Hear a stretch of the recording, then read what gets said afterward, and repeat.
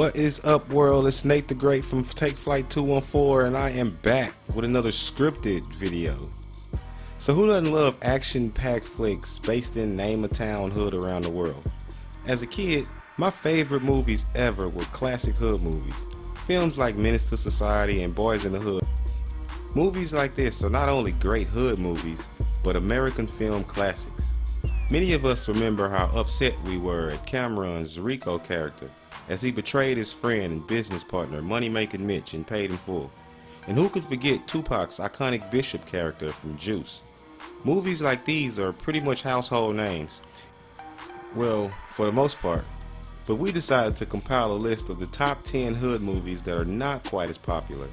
Movies that you may or may have not heard of, but managed to offer gripping depictions of the day-to-day life from the perspectives of those entrenched in impoverished areas all over the globe.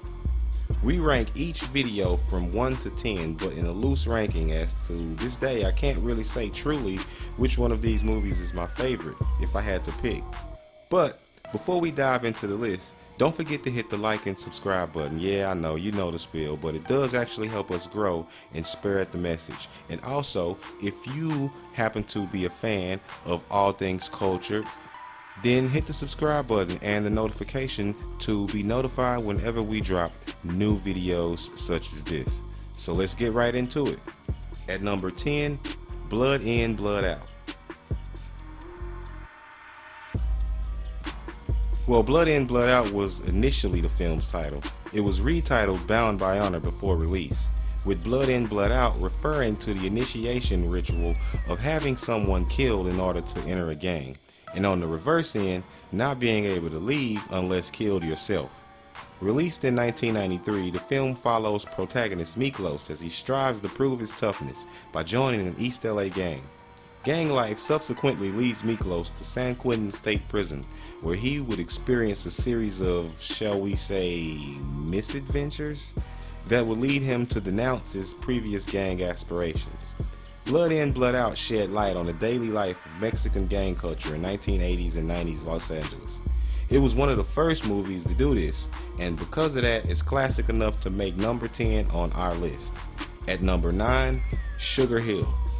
Sugar Hill was released in 1994 and follows two brothers, Wesley Snipes and Michael Wright, as Romello and Renathan Scruggs. The brothers find themselves employed in the Harlem drug trade under the tutelage of the very same man who shot their drug-addicted father years ago when they were kids.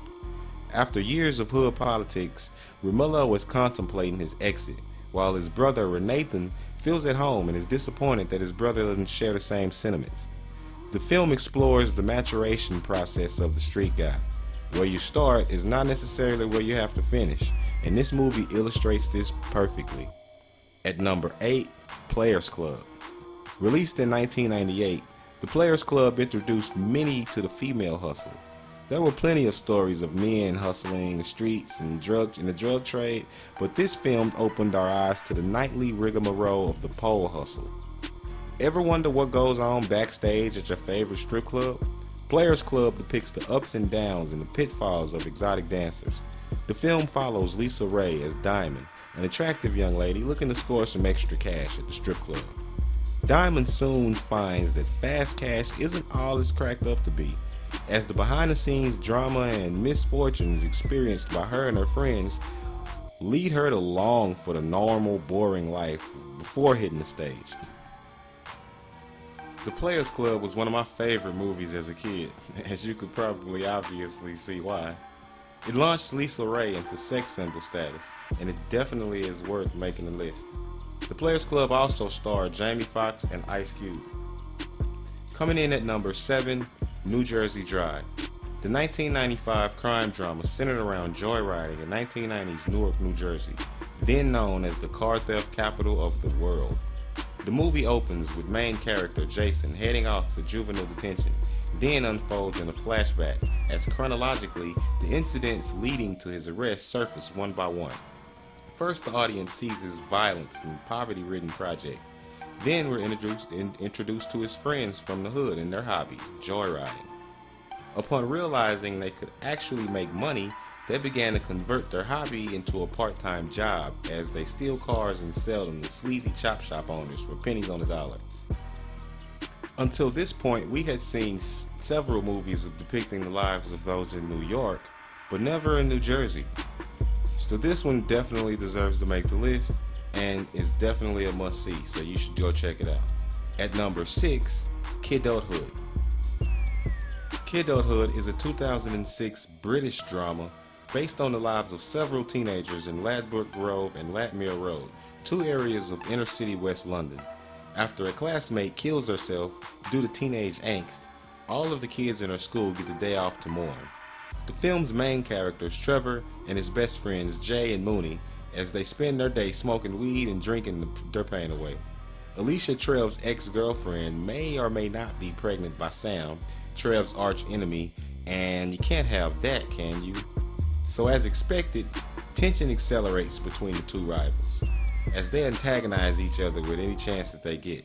Events occur and Trevor runs into Alicia at a party later that night. He confesses his love for her, and Alicia informs Trevor that the baby is definitely his as she never slept with Sam. The film makes this list because it shines light on the streets of the UK, an environment many of us in the US had no idea was this real. It was kind of funny watching them fetishize common American cars like the Chevy Malibu, but then you remember, oh yeah, for them it's a foreign. Coming in at number 5 is Snow on the Bluff. Snow on the Bluff is a 2012 air quote reality drama directed by Damon Russell. It's the story of Curtis Snow, a supposedly real Atlanta jackboy / trapper whose livelihood revolves around armed robbery and, well, trapping. The film has you believe that Curtis sought out director Damon Russell to make a film about his life. The film's title refers to the protagonist Curtis Snow and his Atlanta neighborhood, The Bluff. I say air quote real because though the film leads you to believe that it is not scripted and is 100% real life actions, some of the activities are so wild that there is no way they could be real. It would be flat out stupid to commit some of these crimes on videotape, and I doubt Netflix is in the business of airing snuff films. But regardless, it's a great movie and it's worth watching. Check it out and let us know if you think it's real or fake. At number 4, Next Day Air. Next Day Air is a dark comedy released in 2009 starring Wood Harris, Donald Faison, and Mike Epps. This is not your classic hood comedy. I mean, yes, it is funny. In fact, it's one of the funnier movies that I've seen ever. But overall, that's not the film's goal. The premise is a group of friends receive their neighbor's package by postal mistake. Upon opening it, they realize it's not your normal Amazon Prime trinkets, but several keys of cocaine. So they do what anybody in their position would do. They decide to sell it off. After a series of hijinks and mishaps, the game begins to get real for the would-be hustlers, and this is where the movie takes a very unexpected turn. Next Day Air is one of my favorite movies and definitely worthy of making number 4 on the list. At number 3, In Too Deep. The 1999 crime thriller starring Omar Epps, LL Cool J, Stanley Tucci, Pam Grier, and Nia Long.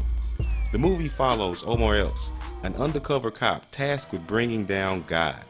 No, not the big guy from the ancient stories, but a Cincinnati drug kingpin by the name of Dwayne Giddens, aka God, played by LL Cool J.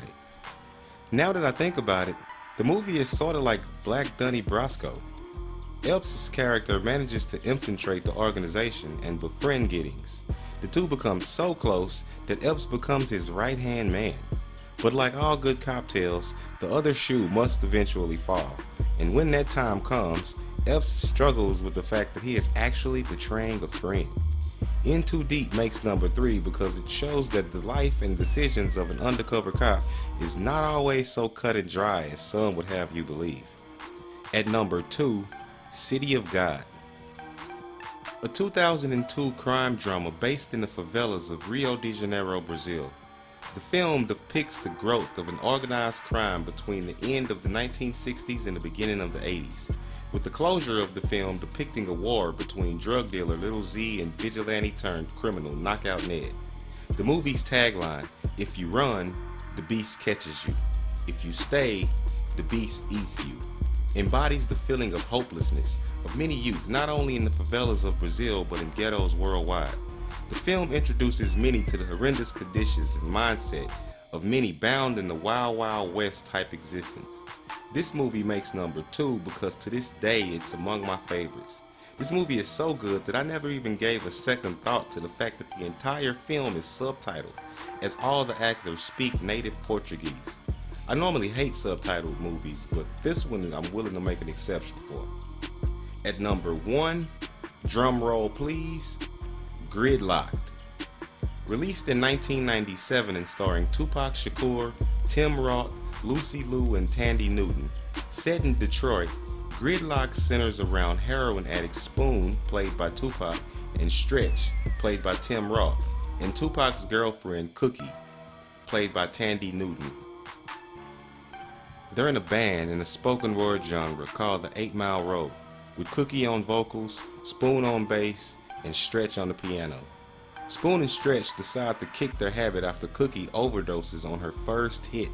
Throughout a disastrous day, the two addicts dodge police and local criminals while struggling with an apathetic government bureaucracy that thwarts their entrance to a rehabilitation program. What makes this film so great is not the fact that it was Tupac's last movie, as he would be killed 4 months before its release, but that this was one of his more rangy performances.